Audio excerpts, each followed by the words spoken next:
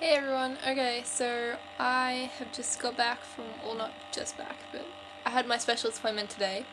Um, so I'm going to update you guys on what we talked about and what's our plan and timeline for certain things and what our next steps are towards getting me better and healthier and in a good place. So firstly, I'm going to talk about some of the things we've kind of confirmed that what they are.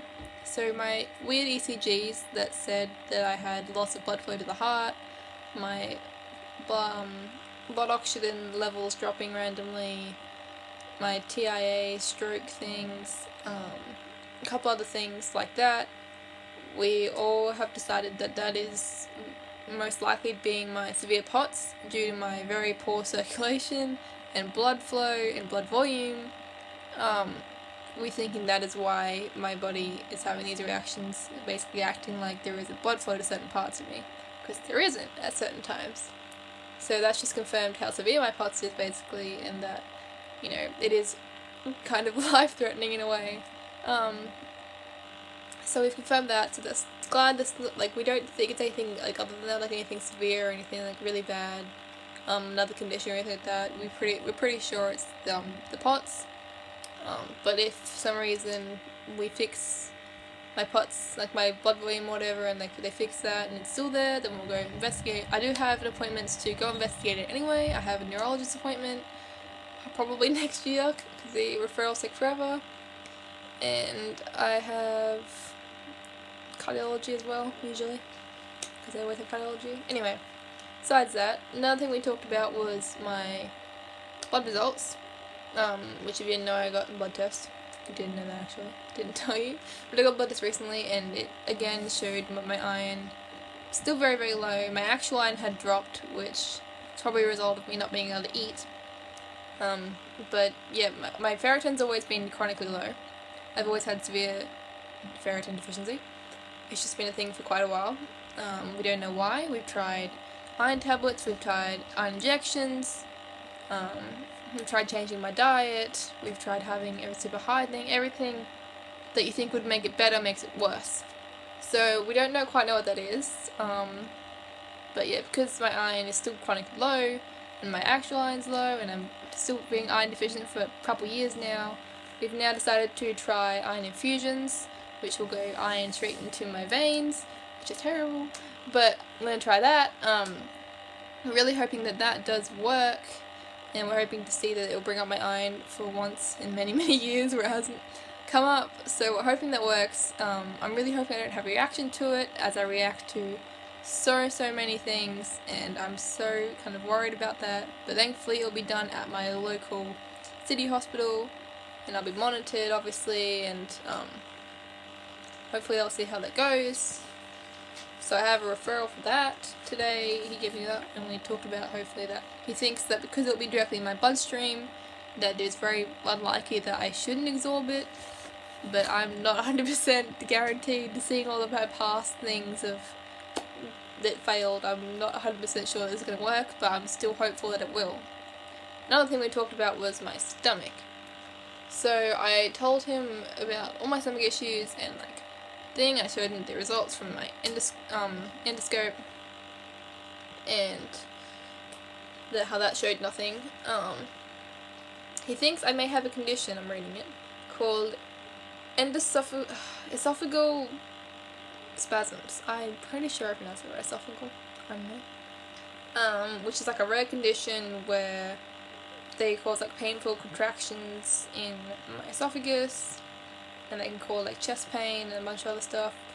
But I'm not quite sure I have this. I don't feel like I fit the criteria or the symptoms, but he thinks I do. So we're going to try to rule that out by trying some medication and treatment for this. And also my fungus, gross topic, but because I haven't been able to eat properly and my acids are out of whack, I'm starting to grow fungus in my lower esophagus, which showed up on the endoscope, and it's come back again, which sucks, but I'm on another round of treatment for that as well. Anyway, so with the stomach thing, we're hoping to see if this new treatment, as well as the fungal treatment, a bunch of other things, hopefully that will work and I might be able to gain some weight. But if after a week or two There is no change, and I haven't had anything. We're going to place a feeding tube. I'm going to get probably, I don't know if it's going to be an NJ or whatever. I know it's going to be nasal.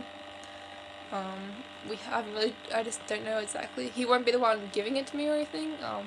I'll just be sent to a hospital to go and get admitted and then get one, because I'm very, very low in body weight and everything, and my BMI is like 17 or something,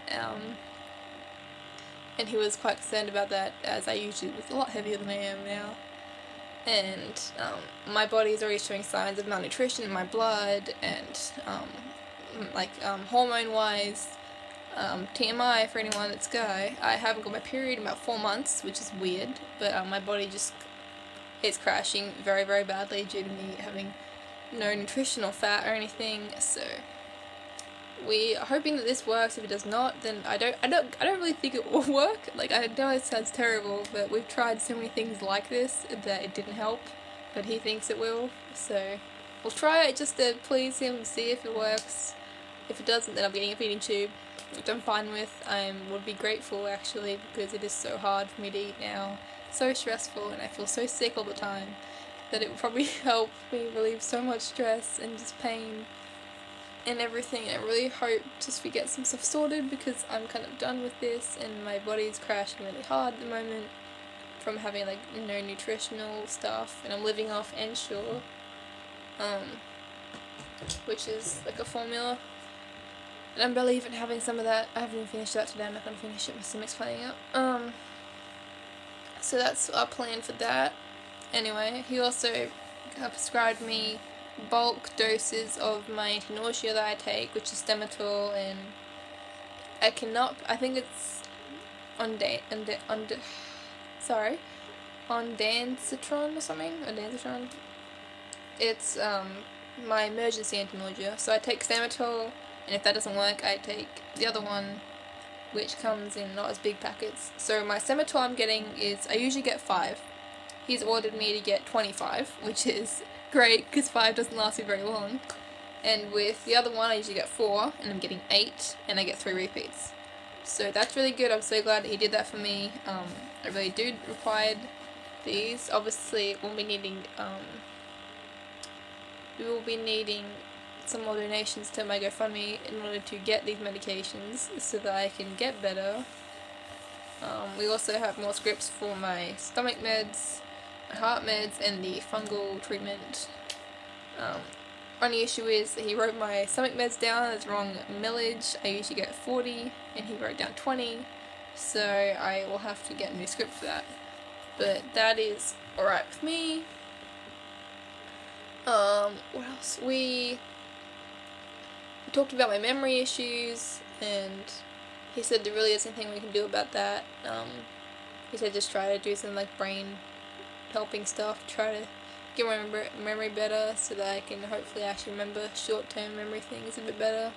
I almost burnt the house down today by leaving the oven on, maybe like half an hour away, and then all of a sudden I'm like, I can't remember if I turned the oven on or not, or off, or anything. I could not remember for the life of me what I did with it, and then we drove all the way back, and it turns out I did have it on, and it was quite warm in the house, but thankfully I turned it off. There was no fire, nothing dramatic happened, so that was really thankful. But he doesn't think there's anything we can do about my memory.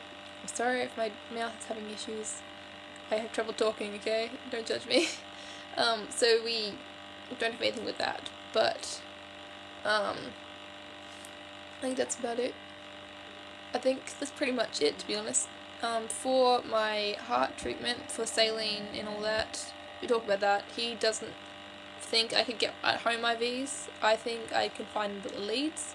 He personally doesn't know anyone, and he said there's a new rule about, because of sepsis, they don't like doing it at home people or doing it by yourself. They have to be like in hospital, which doesn't work for me because I can't do push fluids, which go like that, and they don't want me taking my bed for several hours just to get an infusion like 3 times a week.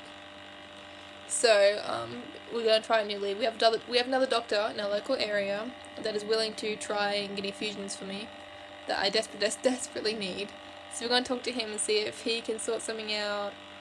My biggest step right now is to get a port placed, which we haven't done, but seeing as I have infusions at an infusion clinic, I'm hoping that they will agree that I need one, seeing as I can't even get blood taken anymore. My veins are so bad, and my pathology lady who takes my blood was like, I don't think you'll be able to get any blood out of these veins much longer. They're so built up with scar tissue, and they're so wrecked, and they're all tiny and awful, and they're terrible, and I really need a port placed because I can't have a PICC line because of my immune system condition and how easily I get infections.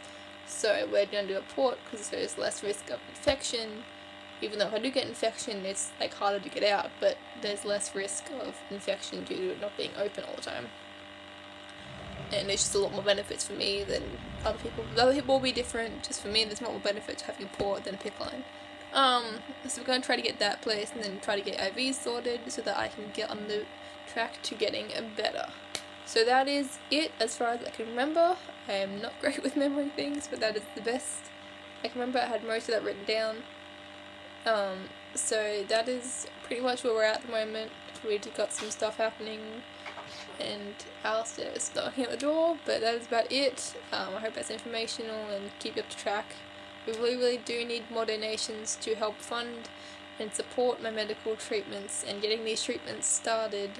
I just paid $85 today for my appointment with a specialist, which thankfully some of you guys donated enough that I could do that, and enough that I can get medication this week, but we'll need more to start getting these other things starting, especially if I get a tube. I'll be needing money for feeds and a bunch of other stuff, so please share it and donate, even if it's like $1 or like $2, just anything's really helpful. Just please help.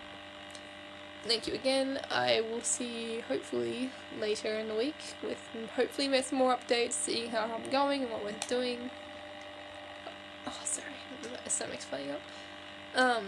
Anyway, thank you so much for watching and keeping updated with me, and thank you again.